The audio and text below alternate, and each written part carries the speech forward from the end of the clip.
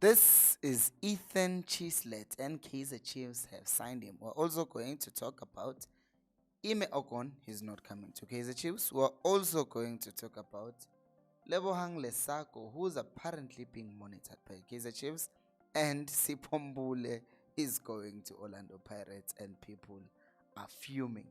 Hello and welcome to Kiss Nation Fan TV. I am Pilo, I am your host, and this is where fans meet and talk about Kaizer Chiefs. Khosi Football Club. We woke up with the news from Far Post reporting that Ethan Chislett, who's been playing for Port Vale, has chosen to come to Kaizer Chiefs upon the what? Upon the what? Say it after me. The expiry of his contract. And it is key times further said that yes, indeed, he's coming to Kaizer Chiefs and is set to arrive on Thursday, which means it's Tuesday. I thought it was Wednesday today. So a day after tomorrow, if you're watching this on Tuesday, or tomorrow if you're watching it on Wednesday. So he's coming in. But who is Ethan Chislett? So he's not from abroad. He is actually from here in South Africa. He was born in Durban, but then he moved away from South Africa and he's played in England, of course. And his profile as a player, rather, let's talk about his position. He plays as a 10. His profile is a person who runs into the box, tries to score goals. Maybe that's why it makes sense why Kaizer Chiefs decided not to sign to keep Castillo. But two reasons. Because one, well, they trying to find someone who can score the goals part that Castillo was trying to do, but at the same time they're opening a foreign spot for him. So right now, with Castillo going, with Indabagam Gamaele not being clear, Kaizer Chiefs is obviously going to try and get more people who can score more goals. And the guy is only 26 and he has invaluable experience from playing abroad, because people will say, oh, he played in League 2. But League 2 of England is a very high level. Send one South African player there and see how long they will play, because he helped Port Vale to get promoted to League 1. So he was there. He was definitely there. And his stats from last season, it's 4 goals and 3 assists. Yes, it's 4 goals and 3 assists in 25 matches. I know that doesn't sound so great, but one thing that I would say is that what I also saw is that he wasn't getting like a lot of minutes. I think that is why the team was also okay with him leaving, but he was still wanted by Motherwell and I forgot the other team in Scotland. So he was still wanted by some teams. And in Motherwell, they play in the Scottish Premiership, if I remember correctly. I'm going to Google it and make sure. Motherwell. Yeah, in Motherwell, they are playing in the Scottish Premiership. I hope I'm right. Yes, Scottish Premiership. I know Paul. Yeah, so if he was wanted by a team that plays in the Scottish Premiership, it tells you Guti he fits a certain profile and he can play at the highest level. So he's a good signing for Kaizer Chiefs, I guess, and it's the one that surprises us, or does it? Because he's a free agent. Which then brings us to this guy, Okon. So yesterday, someone even said it after they watched yesterday's video. Abomazola Mlife lapha of SABC Sports, they did report that Okon is going abroad, so he's definitely not coming to Kaizer Chiefs, which to me, I'm okay, but I'm worried. You know what worries me? Because if they were trying to sign Okon, a very good defender, who was even likely going to start, that means they're still not happy with the back line. Which means Chiefs might still prioritize getting a center back, because at the end of the day, people will ask questions. Chiefs conceded so many goals. You can talk about the ones that they missed, but you can also talk about the ones that they shouldn't have conceded.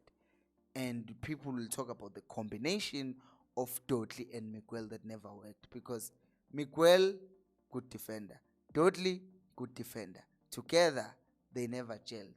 So then that brings up questions. Will Chiefs be signing another center back who will either play with Dudley or Miguel? I don't know. What do you guys think? So then we go to the next person, and that other person is Lebohang Lesako. So if you don't know who Lebohang Lesako is, Lebohang Lesako is a former Kaizer Chiefs development product. They let him go, and now he's been playing some beautiful football with Kaizer Stars, and even now they are playing in the PSL promotional playoffs right now, and they might actually make it because anything is possible at this point. Because what's this thing? Orbit College we're currently on top, and anything can still happen. So Chiefs apparently, according to these reports by Abola Duma, they are saying that Chiefs have been monitoring him and they've gone to Kaizer Stars and they've inquired. They are not buying him yet. But I'm like, are we doing this again?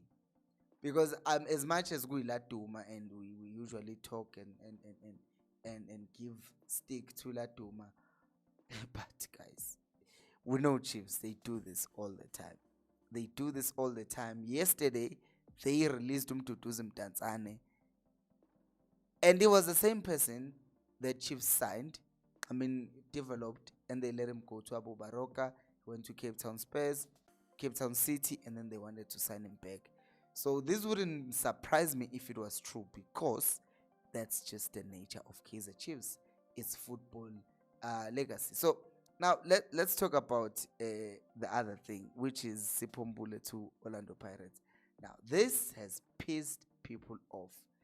Sipho Mbule going to Orlando Pirates has pissed off a lot of Chiefs fans, especially after his agent Mike McCabe announced like a few weeks back that, hey, we offered Sipho Mbule to Kaizer Chiefs, but we're waiting for them to make a decision.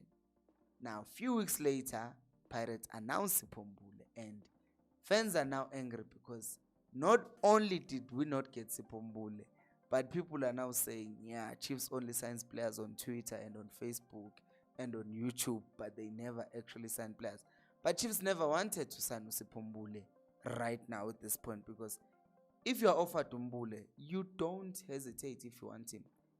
In fact, the moment you know that Mbule is available, remember guys, Mbule is a free agent, was a free agent rather, before Pirates signed him.